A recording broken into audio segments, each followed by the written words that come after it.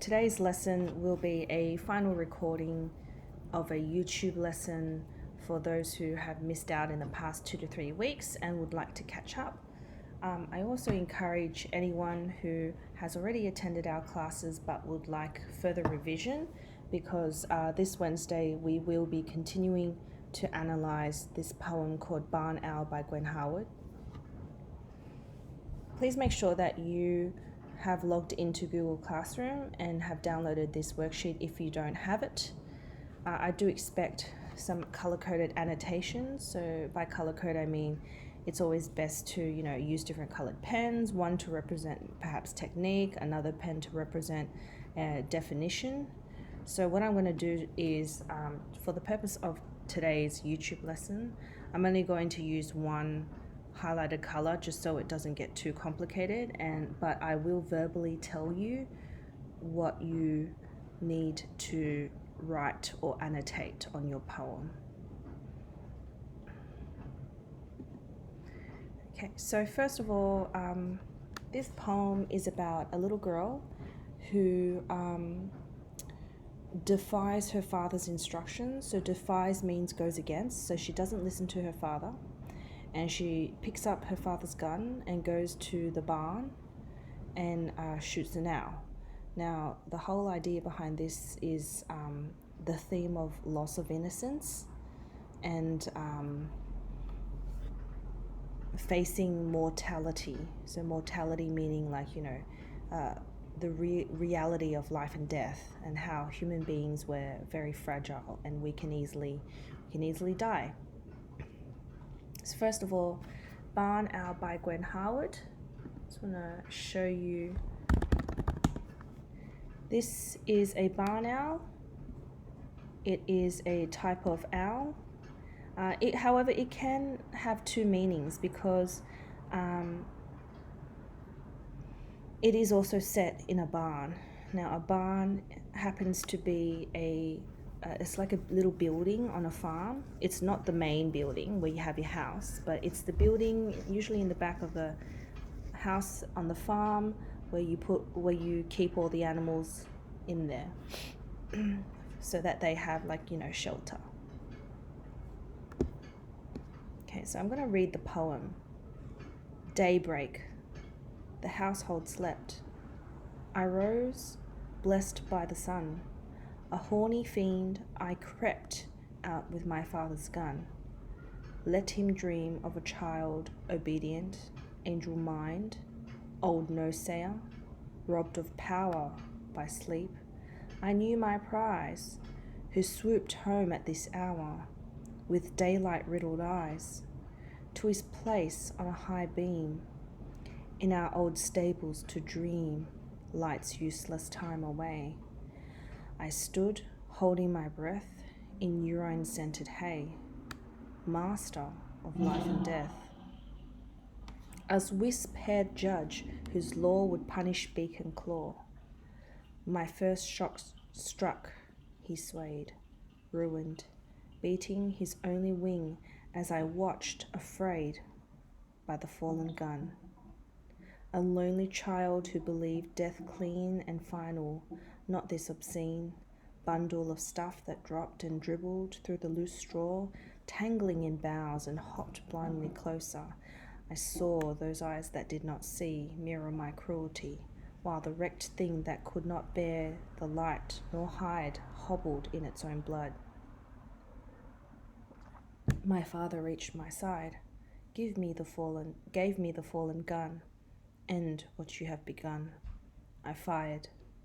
The blank eyes shone once into mine and slept. I leaned my head upon my father's arm and wept, owl blind in early sun for what I had begun.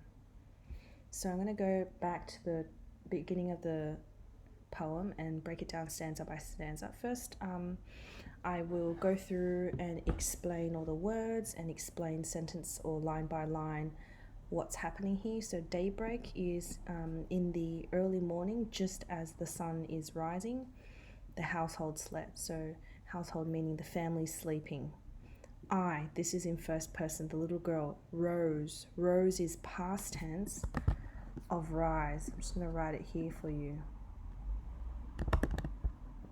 Rise means to get up. It can also mean to wake up. Blessed by the sun. So make sure that on your printed copy you are writing these notes down. A horny fiend. Now horny, there's two meanings. One meaning I won't need to have to explain, but the other meaning is like a devil with horns. So horny, kind of like that kind of image of a devil, a demon with these horns. That's what it means by horny.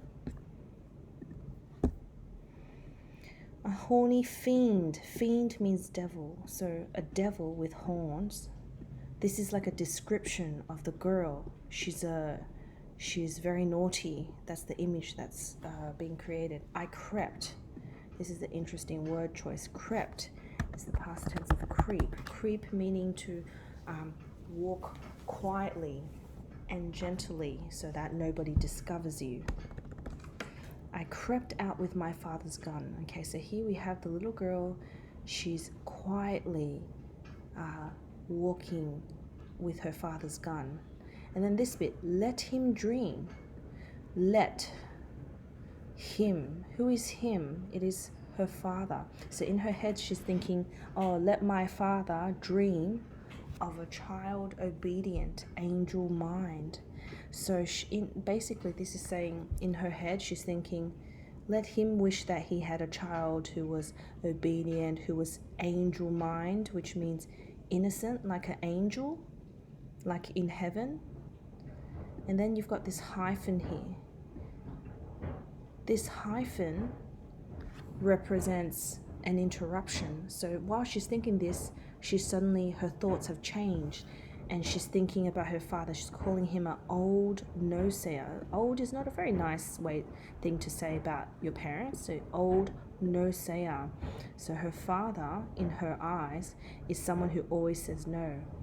But also more importantly, after this comma, there's a further description of her father, who is robbed of power by sleep. So what is her father doing? Her father is sleeping, and therefore he is powerless. He is robbed of power because he is asleep. I knew my prize who swooped home at this hour. So she's saying she knew her prize. Now, what is her prize? It is the owl who swooped. Swooped meaning flying very quickly. Like when birds swoop at you, they fly at you at this hour. So again, that emphasis on the time of the day, which is early in the morning. And the prize is the owl. And what does it have? With daylight riddled eyes. So I knew my prize who has daylight riddled eyes. So the eyes of the owl are riddled, which means affected by daylight.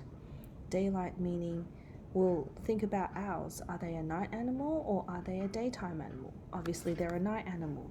So they sleep during the day. And so therefore, when the sun goes up, the sun is so bright, it affects the eyes. And to his place, so the owl is flying home to his place on a high beam. A beam is like a wooden pole up in the roof.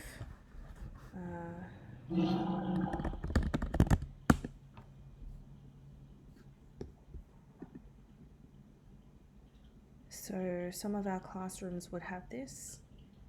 So that's a wooden beam right there. Let's bring up the photo for you. So, as you can see, this is the beams, okay, these wooden beams. So you can imagine the owl flying in and then it just sits on top of that and rests. In our old stables, a stable is a place where you keep horses on a farm. Now, what is dreaming? It is the bird that is dreaming light's useless time away. So the bird is going to sleep because during the day, the light is useless for the bird. I stood. The girl is standing, holding my breath in urine-scented hay. Urine is pee. Okay, so here we have the senses. Master, so I've got a comma, master of life and death. So she's saying, I am a master of life and death. Another comma, another description describing her. She's a wisp-haired judge. Wisp-haired meaning like wisp hair are baby hairs on your head, so they're usually towards the front at your forehead. Judge, interesting word choice to describe her. Why is she a judge? What do judges do? What do they have in common? What is she about to do? Whose law? So she has the law, she has the power. Would punish. Here we have very strong negative word. Beak and claw. Beak and claw is reference to what? It is reference to the bird. My first shock struck. Here we have quite a simple sentence. She fired once. He swayed. So here we have a verb, swayed, comma, ruined. Swayed is moving slowly side by side. Ruined means like destroyed. Beating his only wing. So this is what's happening to the owl. As I watched, and this is her reaction, afraid by the fallen gun. She is afraid at what just happened. She has dropped the gun. That's why it says fallen gun. And note this comma afterwards. It is a description of herself. She is a lonely child. She's by herself. Emphasis on how there is no one there to help her. She is all alone. Who believed death clean and final, not this obscene. So this is a little girl who thought that death was very clean.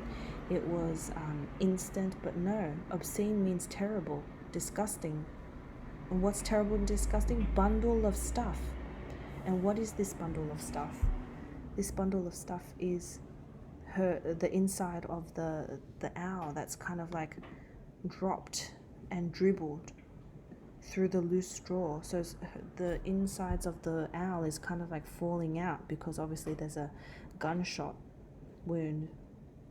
Tangling in bough, so it's almost like noodles if you think about it. It's very messy. And hopped blindly closer. So here we have that emphasis on the owl moving closer.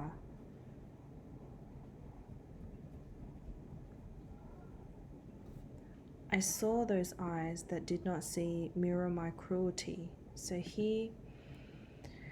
let me just quickly go back. Here the owl is hopping because it's injured, right? Blindly because it cannot see properly.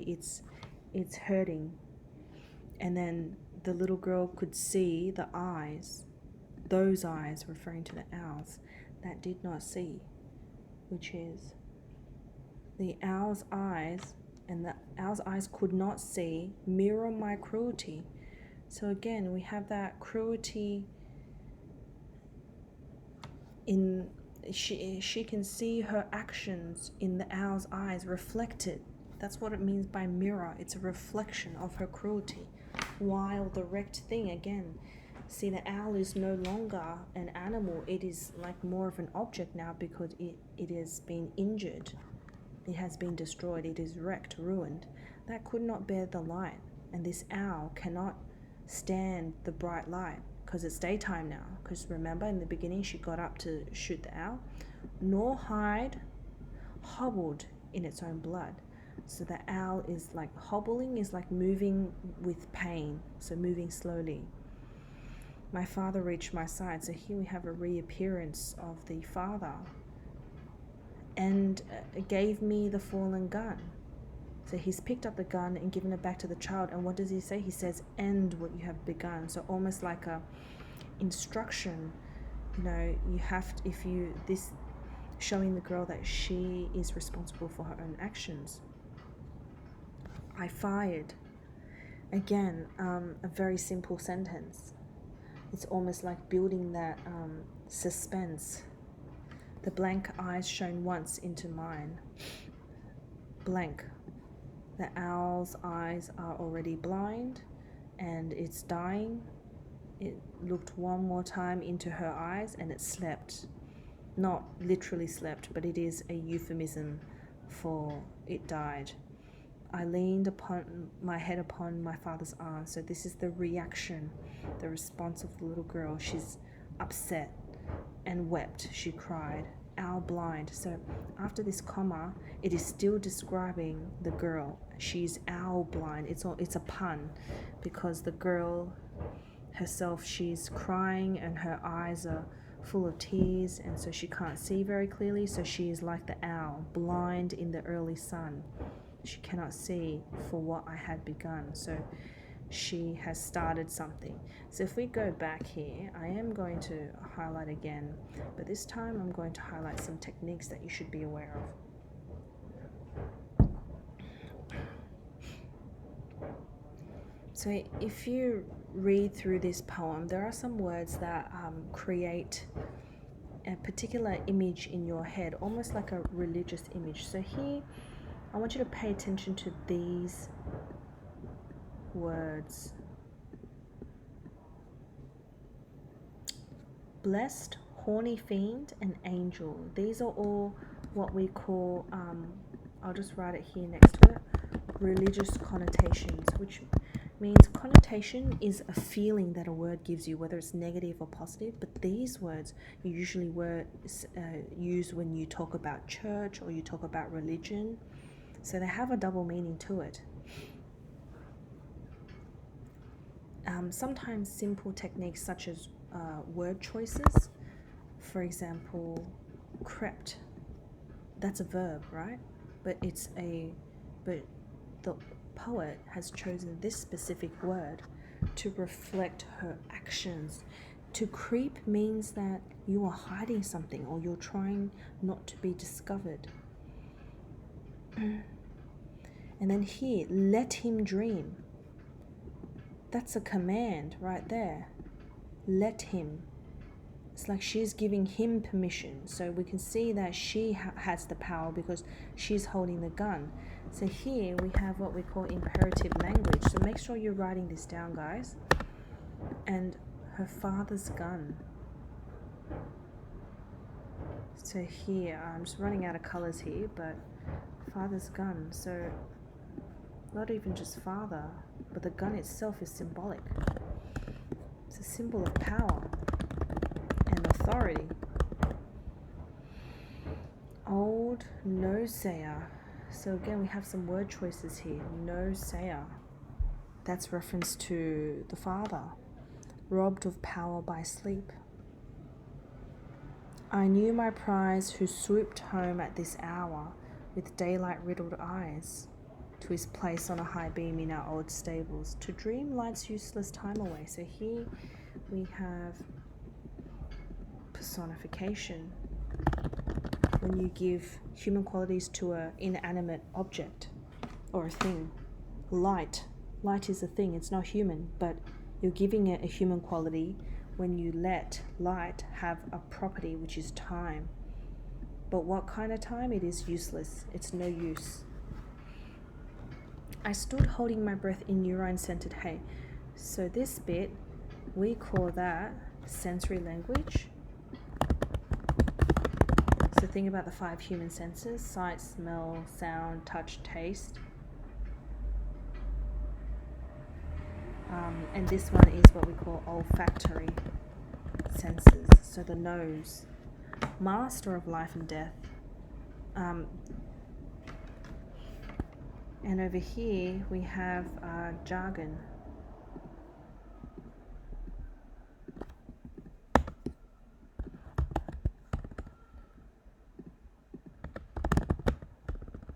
Just going to get rid of that.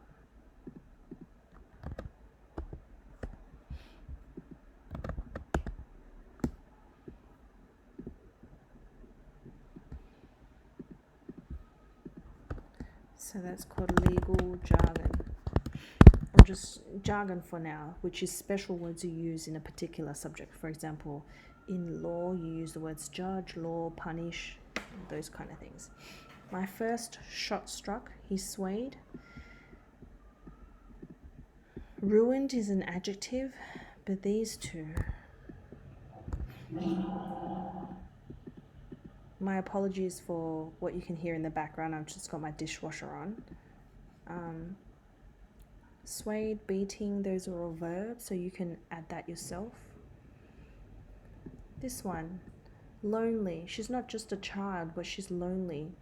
So you could even talk about that technique as an adverb. Okay.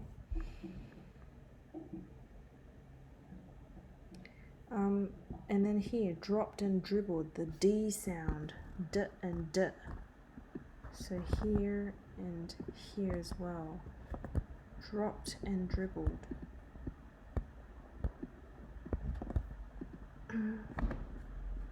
We call that alliteration, so that sound of the D and D, dr, D sound. Through the loose straw, tangling in boughs, hopped blindly closer. Even these things.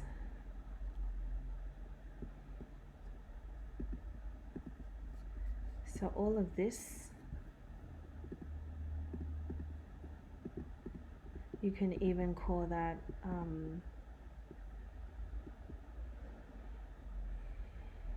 adjectives, descriptive language.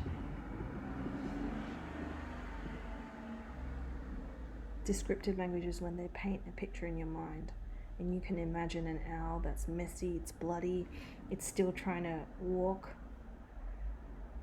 And then here, the mirror, that is the reflection.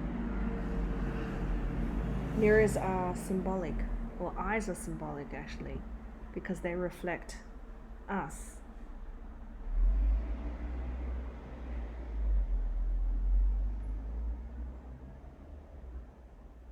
Here we have imperative language again, which is a command.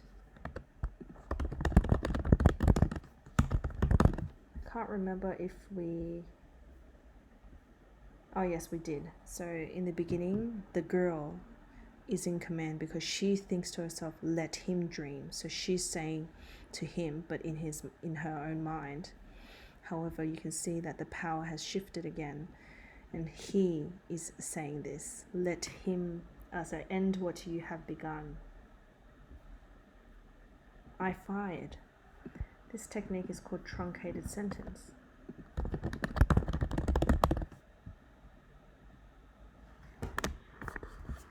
The blank eyes shone once into mine and slept. Slept is a euphemism, which means a nicer way of saying something that may be unpleasant. So instead of saying it died, you say it slept or it passed away.